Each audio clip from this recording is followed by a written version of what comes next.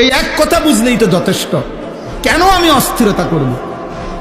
আমার আগে যারা পৃথিবীতে গেছে তারাও তো রিজিক পাইছে, তো আমার পরে যারা পৃথিবীতে থাকবে তারাও তো রিজিক পাবে।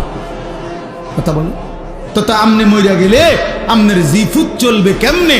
আমনের বাপ মরছে আর আমনে চলছেন যেমনে এমনে। আমার কথা কয় না, বুঝেন নাই কথা। আপনি যে বললেন আমনে মরে গেলে আমনের জিফুত চলবো কেমন, তো আমনের বাপ মরছে আর আমনে চলছেন কেমন?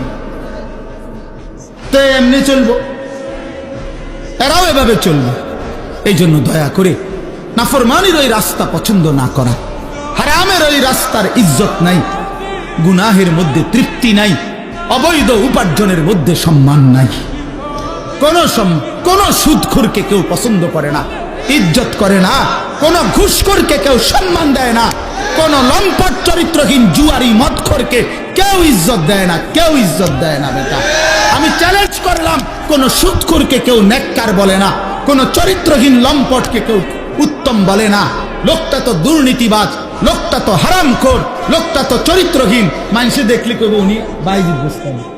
বাবা মানুষে বেলকুল, মানুষে চিড়ে খান আর আমনে ভাত খান।